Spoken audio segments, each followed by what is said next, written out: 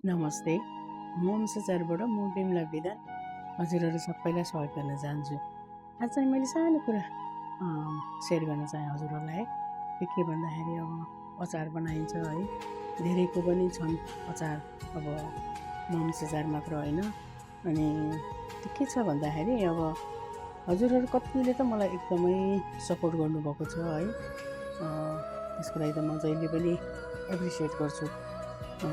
Always नै म त्यसको लागि त म एप्रिसिएट गरिरहेको हुन्छु होइन। कति चाहिँ के हुन्छ भने जस्तै अचारकै हुन्छन्, खानाकै हुन्छन् होइन। म चाहिँ युजली लाइक गरेको हुन्छु होइन। कमेन्ट चाहिँ म त्यति गर्दिनँ, लाइक चाहिँ म सबैले गरेको हुन्छु बिहासम्म है। अब कहिलेकाहीँ नभ्याउँदाखेरि त अब अर्कै कुरा भयो होइन।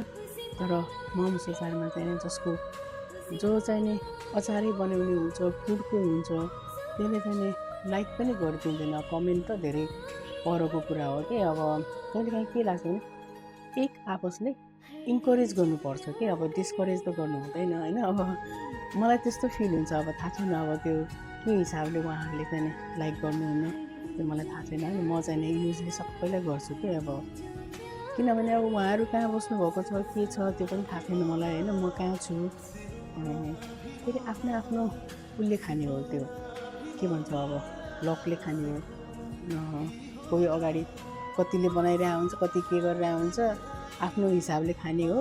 मेरो हिसाबमा सबैलाई लाइक कमेन्ट गर्दा चाहिँ के हुन्छ र होइन, गरिदिनु भयो हुन्छ मेरो हिसाबले। अब मेरो आफ्नो पर्सनल कुरा चाहिँ यो हो होइन। अब खोइ थाहा छैन उहाँहरू भ्याउनु भएन कि के हो, अब पोस्ट गरिरहनु भएको हुन्छ, म चाहिँ हेर्छु, लाइक चाहिँ गरिदिन्छु। अनि कहिलेकाहीँ मैले मात्रै किन गर्ने र भन्ने जस्तो फिल हुन्छ। त्यही होइन, गरिदिउँ के हुन्छ र गरेर भन्ने हुन्छ कि, अब गरिदिन्छु।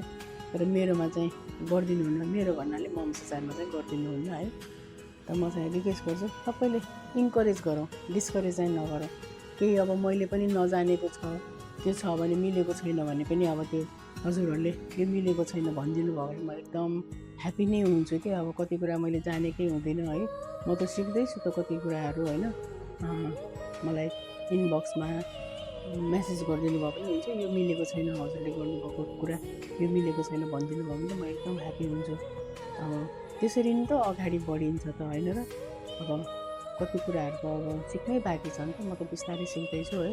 फेरि मलाई त सिकाउने मान्छे पनि कोही छैन है, म त यसरी नै सिक्दैछु कति कुराहरू त। अब हजुरहरूले यसरी सिकाइदिनु भयो भने धेरै नै ह्याप्पी हुन्छु म। अनि त्यही नै भन्न आएको हो। अब मेरो अरू त के भन्नु है। थ्याङ्क्स फर वाचिङ म वंशचार। मेरो फोन नम्बर हो 5715278900। Thank you.